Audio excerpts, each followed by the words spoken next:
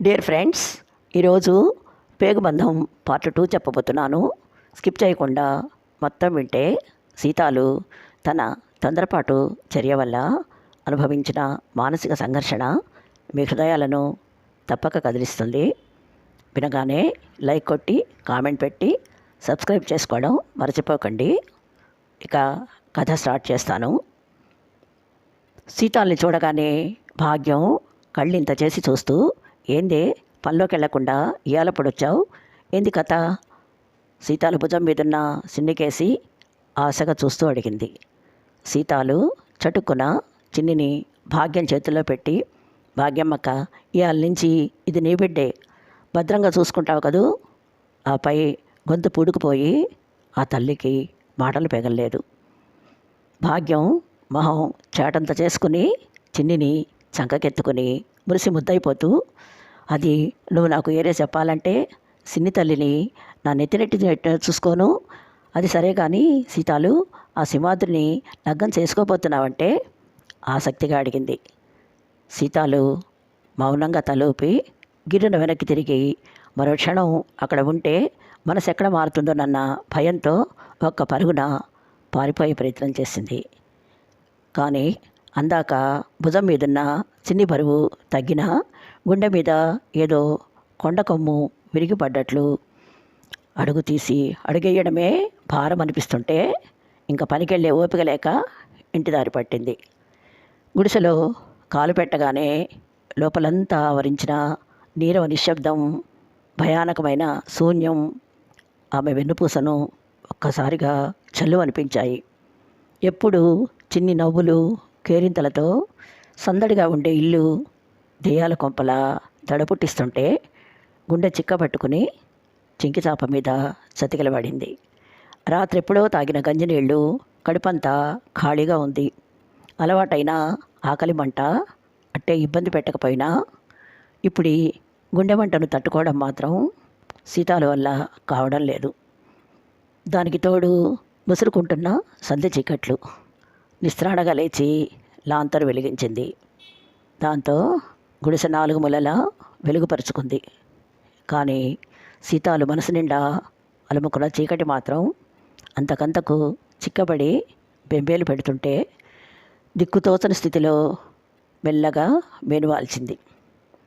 మూసుకున్న కళ్ళ ముందు చిన్ని రూపం ఇంతింతై ఇల్లంతా ఆవరించిన అనుభూతి కలవర పెడుతుంటే ఒక్క ఉదుటన లేచి కూర్చుని తల విదిలిస్తూ, ఏంది తన పిచ్చి కానీ ఇప్పుడు ఏమైందని? బిడ్డ సంతోషం కోసమే కదా తను ఈ పని చేసింది, మరి ఎందుకింత బాధపడాలా? తనకు తానే సర్ది చెప్పుకొని మళ్ళీ పడుకుంది. కానీ ఇదంతా దానికోసమా, నీ సుఖం కోసమా అని తన్ను తానే నిలదీసి అడుగుతుంటే జవాబు చెప్పలేక లేచి కూర్చుని పిచ్చిదాన్లా గుడ్లా పగించి శూన్యంలోకి చూడసాగింది.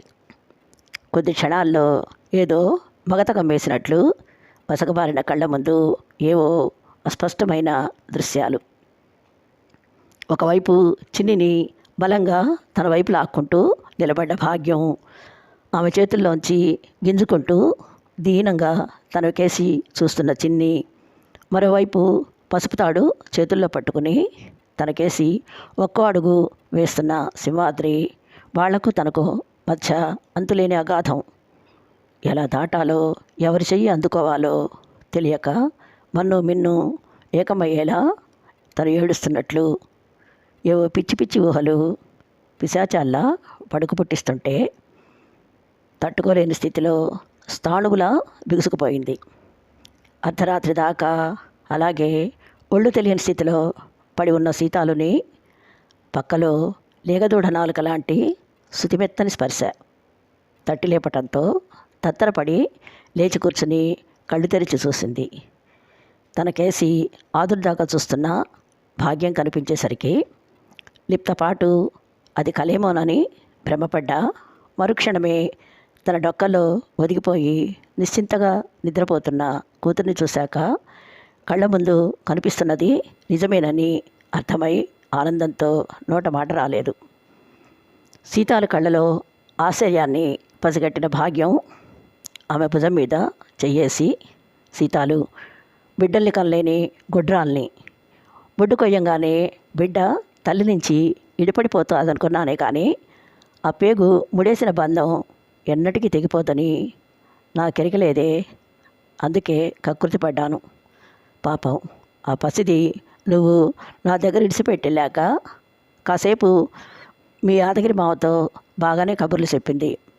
సంధ్యలకల్లా దానికి ఇట్టమని ముద్దపప్పు ఉలవసారు చేసి అది సంబరంగా తినబోతుంటే గమ్మునుండక పాపిచ్చిదాన్ని, నువ్వింకా ఈడే ఉంటావు, ఏం కావాలన్న అడుగు, సిటికలో చేస్తానంటూ నోరు జారాను. వెంటనే కంచకాడి నుంచి లెగిసెళ్ళి ఓ మూల నక్కి అమ్మ అమ్మ అంటూ అర్ధరేతిరి దాకా ఏడుస్తానే ఉంది. ఎంత సముదాయించినా ఆగలేదు. దాని బాధ చూసి మీ మామ కిందటి జన్మలో చేసుకున్న పాపం కట్టి కుడిపోతా బిడ్డ పాపం లేక ఇట్టా ఏడుతున్నావు, అది ఇంకా చాలేదా నీకు, ఇప్పుడు ఈ పసిదాన్ని తల్లికి ఎడబాపి ఇంకా ఏం మూట కట్టుకోవాలి అంటూ నన్ను చెడామడా తిట్టి రేపొద్దుటే మీ అమ్మ కాడ దించుతానని 4 మాటలు చెప్పి నిద్రపుచ్చాడు. నేను మాత్రం 2 రోజులు గడిచాక దానికి అలవాటు వద్దులేమని ధైర్యం తెచ్చుకుని పడుకున్నా. మధ్యరేత్రి కాడ లేచి చూస్తే పిల్ల పక్కలో లేదు. గుండె బేజారైపోనాది. కూసింత ఆలోచించాక నీకాడికే వచ్చుంటుందని డౌట్ వచ్చి ఆయన లేపితే మళ్ళీ తిడతాడని ఒక్కదాన్నే గంపెడి చీకటి నెత్తినెట్టుకుని వచ్చా. కానీ అది ఈ సింహ చీకట్లో కూసింత కూడా భయపడకుండా ఈడకొచ్చి నీ పక్కలో పిల్లిలాగా ముడుచుకొని దిగులు ఈసారం లేకుండా పడుకోవడం చూస్తూ ఉంటే మా మామ చెప్పింది నిజమేననిపించింది. అందుకే ప్రాణం పీకుతున్నా కాదనుకొని మళ్ళీ నీ బిడ్డను నీకే అప్పచెబుతుండా. సిన్నిని నాకిచ్చి మారుమను చేసుకోమని చెప్పి నీలో లేనిపోని ఆశలు ఆలోచనలు రేపెట్టినందుకు నన్ను క్షమించు బిడ్డ అంటూ కొంగుతో కళ్ళు తుడుచుకుంది. సీతాలు వెంటనే భాగ్యం 2 చేతులు గట్టిగా పట్టేసుకుంది. అంతంత మాటలొద్దు భాగ్యమ్మక్క, ఇందులో నీ తప్పేం లేదు, నాదే బుద్ధి తక్కువ. ఏ ఇసుపు గడియలోనో దయ్యం పూన్నట్టు చిన్నిని సంకనేసుకొచ్చి నా చేతులారా నీకు అప్పచెప్పా. కానీ ఆ క్షణం నుంచి నేను అనుభవించిన నరకం మాటల్లో చెప్పలేనే. పొద్దుటే వచ్చి నీ కాళ్ళట్టుకుని నా బిడ్డను తిరిగి తెచ్చుకుందాం అనుకున్నా. ఇంతలో నువ్వే పెద్ద మనసు చేసుకుని వచ్చి నా చెట్టి తల్లిని నా చేతుల్లో పెట్టావు. నువ్వు మనిషి కాదు మైసమ్మ తల్లివి అంటూ ఆమె చేతుల్ని కళ్ళకద్దుకొని పక్కనే ఆదమరిచి నిద్రపోతున్న చిన్నిని ఆప్యాయంగా గుండెలకు హత్తుకుంది. తల్లి గుండె చప్పుడు వినగానే చిన్ని కళ్ళు తెరిచి సంబరంగా చూస్తూ, అమ్మా నాకు పప్పన్నం అస్సలొద్దే, గంజిలో ఉప్పేసి చాలు, బడికి కూడా వెళ్ళా సరేనా అంటూ తల్లి మెడ చుట్టూ చేతులేసి ఆవలిస్తూ మళ్ళీ కళ్ళు మూసుకుంది. కానీ అప్పటికే సీతాలు మనసులో ఒక ఆలోచన రూపుదిద్దుకుంది. భాగ్యం మరి ఆ సింహాద్రితో నీ మనువు సంగతి ఏంటే? తటపటాయిస్తూనే అడుగుతుంటే తల అడ్డంగా ఊపి ఆడికి నేను కావాలి కానీ సిన్నొద్దంటక్క, నాకు మాత్రం నా సిన్నే కావాలి, అందుకే ఆడే కాదు నా బొద్దులో ప్రాణం ఉండగా ఇంకే మగాడి ఊసే ఎత్తను. ఇన్నేళ్ళు బావిలో కప్పలాగా బతికాను, ఇంకా అట్టా ఉండను. 10 పైసలొచ్చే బతుకు తెరువు చూసుకొని నా సిన్నిని వారాళ్ళలో పెంచుకుంటా. నా గురించి నువ్వేం దిగులు పడమాక స్థిరంగా చెప్పింది. మేకపిల్లల మెత్తగా కనిపించే సీతాలు మొహంలో మునుపెన్నడూ చూడని కొత్తదనం కనిపిస్తుంటే అదేంటో అర్థం కాక వింతగా చూస్తూ బయటికి నడిచింది భాగ్యం. సీతాలు తీసుకున్న నిర్ణయం ఏంటో మీకు లాస్ట్ ఎపిసోడ్ వింటే తెలుస్తుంది. అతి త్వరలో ఈ కథకు ముగింపిస్తాను. Please wait and see. By.